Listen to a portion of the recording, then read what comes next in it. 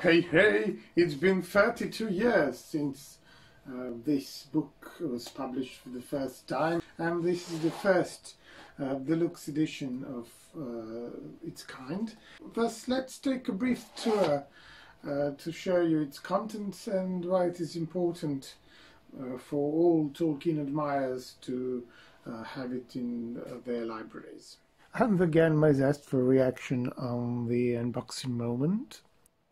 And the book is a sort of catalogue where the Tolkien's illustrations for Hobbit, for the book, for the first edition of the book, and the sketches and finished and unfinished illustrations for The Lord of the Rings, which are now included in that recent edition of The Lord of the Rings, which I've presented in one of my previous videos. And what is the unique thing with this book is that some illustrations that are from Silmarillion theme are listed merely in this edition, and you probably can't find it in other textbooks nor other editions. Of course, as the years were passing by, the illustrations from this catalogue are used for another editions, such are The Art of the Hobit. Yet this book contains the developing process of how some of those illustrations were creating, and of course the finished one, along with the text which Hammond and Scull wrote as a companion. And the another one is The Art of the Lord of the Rings, which also included almost all illustrations from this edition, along, of course, again with the proper text, which you may find in some slightly different manner in Tolkien Companion and Guide as well, written by Wayne Hammond and Christina Scull. And at last but not least, the catalogue from an exhibition held in Oxford. Bodleian Library published it in 2018.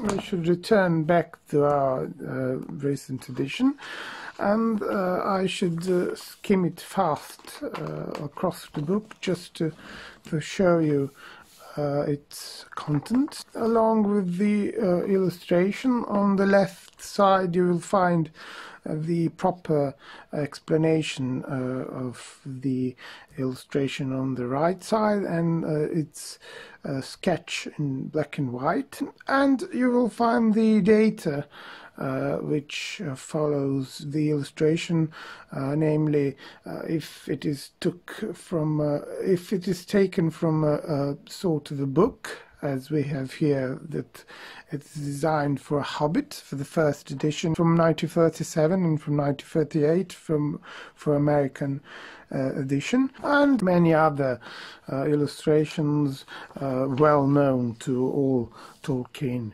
admirers. Rivendell is, as we may see, sketched in three types of the illustrations. We have the unfinished crayon sketch, published in calendar from 1977. I would say that this is rather the approach to Rivendell, another view, and the finished well-known illustration that was published in The Hobbit from 1937. Then The Mountain Path, as well from Hobbit, The Misty Mountain looking west from the Eyrie, and one of the, I would say, quite marvelous and detailed illustration that is my second favorite from Hobbit, and that's the illustration Bilbo woke with the early sun in his eyes on the eyrie. And you may perceive here the details of the plumage of the eagle, those long and those short feathers. And here is Bilbo in a sort of a nest. And my personal favorite is Baron's Hall. Then Allan King's Gate. This sketch and illustration was published merely in Tolkien calendar from 1979, and you will not find it in any other book but this one, or in that calendar if you are lucky to have it in your collection. And the Allan King Gate in Hobbit book, you will find this black and white illustration, but here is enclosed both the illustration in color, then well known, reproduced for so many times.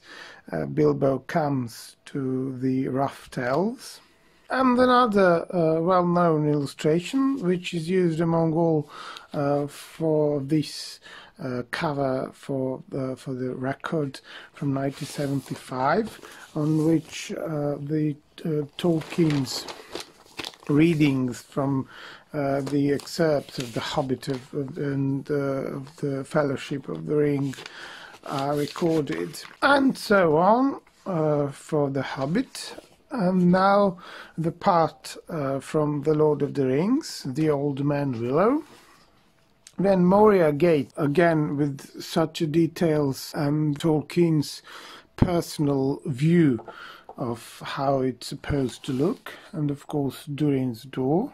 Then leaves from the Book of Mazarbel. On the left side you will find inscription that is inscribed by Tolkien's hand on this paper, and this is his own invention. He used a fire from the candle to get these forms of the paper, and his plan was to these pages to be published with the first edition of The Lord of the Rings, yet the publisher wasn't capable to perform it in those years after World War II, so it had to wait for the newest edition to be incorporated within the text as the author himself wanted to be.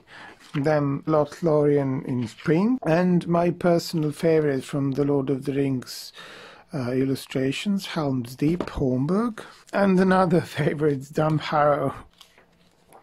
And its length, after 30 illustrations from The Hobbit and The Lord of the Rings, you will finally encounter the first illustration from my favorite Silmarillion, and that's at Iniquity. And as all the other the previous illustrations, this one as well was published in Tolkien calendar from 1974 and again in 1978. Then Lake Mithrim, I think it's a quite unique illustration, and you will not find it anywhere else except you do not own the calendar from 1978. Thus this edition is for me quite valuable because it kept the format of the original illustration, and it provided to us admirers the illustrations in full color and in full resolution. This is the depiction of the Nargothrond. You may see enterings. And another one that shows the different conception of the doors from the previous illustration. And this illustration was never previously published, and you will not find it anywhere else but in this book. Even on the internet, it's quite seldom to emerge in some browsing. And this is the Tolkien's depiction of the site from the eagle's cleft on Tumladen and on Gondolin, and I find it astonishing. Then Tolsirion, later Tolin Gaurov, when Sauron came and ravished the island and turned it into a magician's isle. And again, this controversial to say illustration of Mirkwood, town of Oin and Fangorn, which is adjusted for many editions from The Hobit. And also well-known illustration of Glaurung or Glorund sets forth to seek Turin from his lair. This illustration is used for many editions, as well as one of the edition of the Unfinished Tales. Then Tolkien's paintings and drawings of the Three Dragons. This one is well known because it's published on a cover of the translation of the Beowulf, as well in this special deluxe edition, and it is included on the first page. And it says here, the heart of the coiling beast was stirred. Then Tolkien's fascinations with the trees. This is the tree of Heraldic, which is used for various covers. For instance, this edition of the tree and leaf. And for this deluxe edition of the poems and stories of J.R.R. Tolkien.